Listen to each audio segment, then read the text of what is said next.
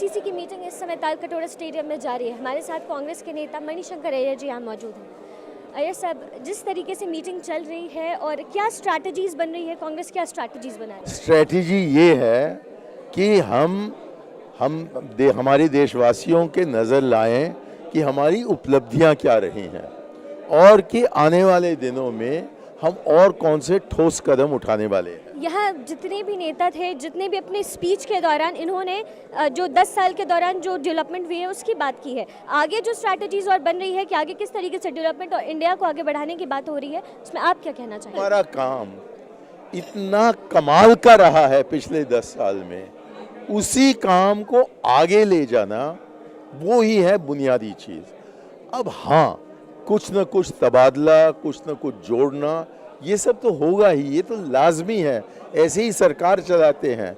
न भूलिएगा कि केंद्र सरकार को पिछले 65 साल में, 67 साल में 50 साल से ज़्यादा हम ही नहीं संभाला। हम कोई आम आदमी पार्टी नहीं है जो कि सत्ता में पहुंचते और जानते नहीं हैं कि क्या करें। इसलिए हमें सबसे ज़रूरी चीज़ ये कहनी है कि देश को एक रखने के लिए सबसे पहले हमें सांप्रदायिक शक्तियों की मुखालिफत करनी है। दूसरी कि जो हमारे लोकतंत्र है, जो कि एक चमत्कार है विश्व में, उसको हम कायम रखें। तीसरी चीज़ है कि हम मात्र आर्थिक प्रगति के तरफ न देखें, ये देखें कि सबको उस आर्थिक प्रगति में समेटने के लिए क्या करना चाहिए। चौथा कि दुनिया में हम अपनी आवाज़, अपनी जो आज़ाद आवाज़ है, उसको हम कायम करें और दुनिया को बताएं कि भारत तय करेगा कि भारत के हित में क्या है। और सबसे ज़रूरी शब्द, जो सबसे बड़ा परिवर्तन मैंने आज देखा, कि जो शब्द है हमारे संविधान में और कांग्रेस के संविधान में, जो तकरीबन 23 साल से हमने इस्तेमाल नहीं किया है, सोशलिज्म, इस शब्द का इस्तेमाल गुलाम नबी आज़ाद ने किया और सबसे बड़ी तालियां मेरी लगी।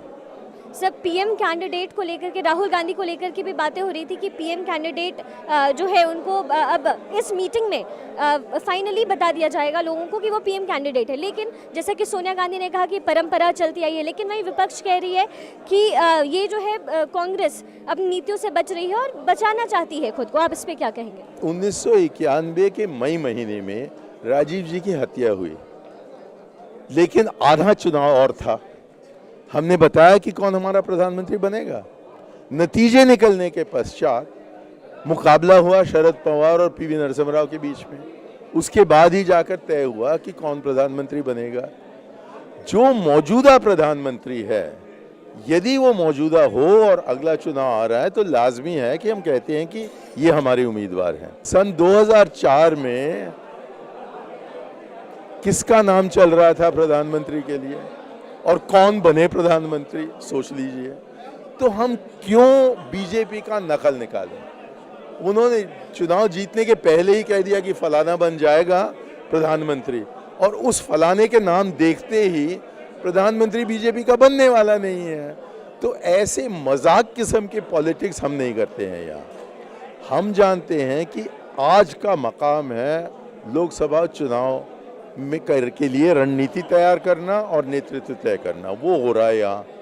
जबकि जीत कर आएंगे उस मकाम पर चुनौती होगी सरकार बनाने का। और यदि लोग यहाँ उत्साहित हैं, हाँ होंगे, क्यों नहीं। आखिर एक अधिवेशन का मकसद ही ये है कि हम लोगों को जोशित करें, लेकिन साथ साथ मन नहीं फेरना चाहिए कि क्योंकि 10 नौजवान कह रहे हैं कि राहुल को प्रधानमंत्री बनाओ, कि इसलिए मंच अपनी जिम्मेवारियां भूलकर कहे कि नहीं मैं आपकी बात सुना करता। सोच विचार करके इस फैसला पर हम पहुंचे हैं और इसी का यही सबूत है कि क्यों 128 साल से कांग्रेस रही है, कैसे इस दल ने देश को आज़ाद किया है, कैसे इस दल ने आधुनिक भारत का निर्माण किया है, और कैसे 21वीं सदी में भी, जैसा कि हमने किया 20वीं सदी में, इसी को हम कायम रखेंगे as the natural party of governance. एक सवाल, आखिरी सवाल आपसे, क्या मोदी इस बार 2014 में चुनौती है कांग्रेस के लिए? मोदी मोदी तो चुनौती है अरुण जेटली के लिए, मोदी तो चुनौती है एलके आडवाणी के लिए, मोदी तो चुनौती है सुषमा स्वराज के लिए।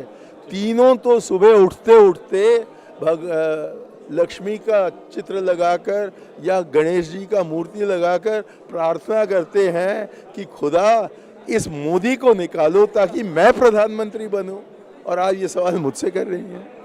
इस समय हमारे साथ मनीष शंकर जी मौजूद हैं। इस समय दिल्ली से कैमरा पर्सन अशोक के साथ शिखा ठाकुर, न्यूज़ पॉइंट।